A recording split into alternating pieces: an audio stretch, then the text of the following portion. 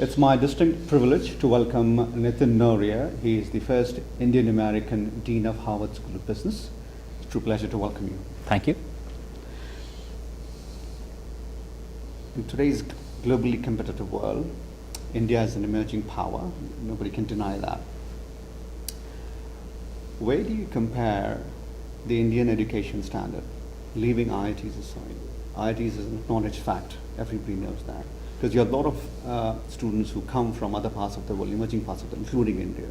Where do you see the growth coming from, and why do you think it's happening so much in the developing world and not as much in the developed world? So I think that the nature of all economies is that after a while, once they grow, the opportunities for further growth diminish. There's a diminishing law of consumption. So once you have 3 television sets, it's not like there's that much utility to having 4 and 5, and people who have none want their first. And we're seeing that demand structure change all over the world. We had in the 20th century business and business enterprise created prosperity for about 1 billion people in the world. I think that this 21st century provides opportunities for business to create that prosperity now for the 6 billion people who were left out of that prosperity that got created. And those 6 billion people happen to live in emerging markets. That's why this is a moment in which great opportunity lies for business all over the world to supply this demand that will inevitably need to be met for people, these 6 billion people, to enter something that resembles the prosperity that 1 billion people have enjoyed for the last century. You had said that this is a globalized world and everything needs to be very globalized. It has to be cheaper and better. But you also said that there's only so many resources. So I appreciate if you can expand on that. So if you just say that to make a television set today requires a certain amount of silicon, it requires plastic, it requires materials of various kinds. If you take a washing machine, if you take a car, if you believe that the same amount of materials and the same amount of resources will go into the production of all of these basic things that people will want to have all over the world, there just isn't enough raw material or resource in the world or consumption capacity in the world to deliver these products at today's material and price factor. So unless we find ways of dramatically reducing the total amount of physical and capital resources that go into the production of these kinds of goods and services, we will never be able to satisfy the demand for the 6 billion people in the world who want them. So we need innovation. We need innovation, and we're seeing it occur, right? So great example, Vijay Govindarajan talks about examples like this. Electrocardiogram machines. These used to be $10,000 machines that used to sit in hospitals.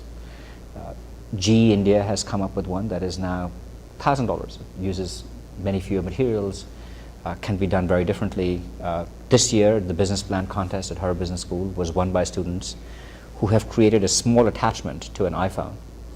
So they have gone from $1,000, and they believe that for a $100 attachment, they can create something that provides electrocardiograms as reliably as that old $10,000 machine.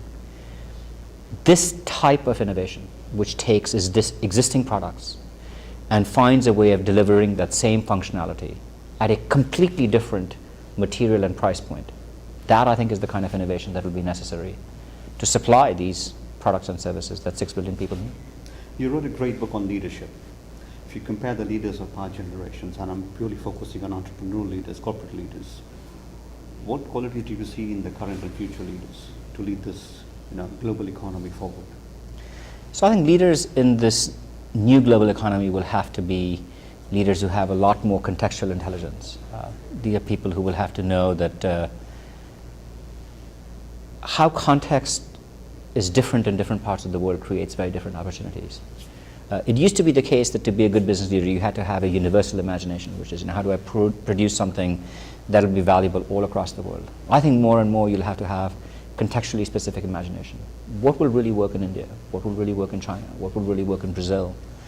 And these solutions may not be the same as what will work in the United States or what will work in Europe. And this kind of contextual intelligence will be one of the most important things that leaders will need to add to the traditional capabilities that they will always have to have of business intelligence, entrepreneurial capacity, social intelligence.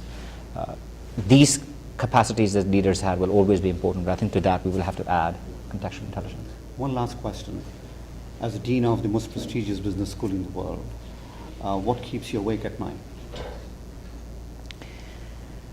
What keeps me awake at night is when you have a 100-year icon.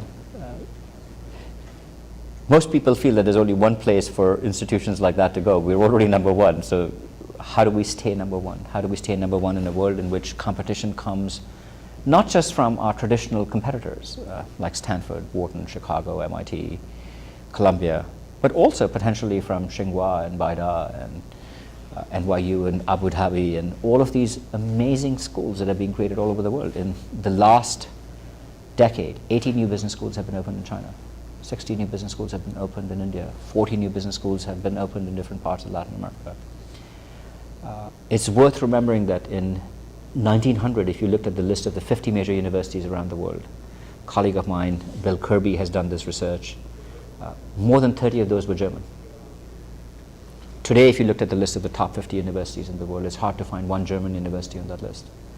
So even universities over a 100-year span are capable of losing their preeminence. So as someone who's readying Harvard Business School for its second century, what gives me sleepless nights is how do I make sure that we can create the conditions today so that 100 years from now we will celebrate a second centennial and still be seen as the premier business school in the world.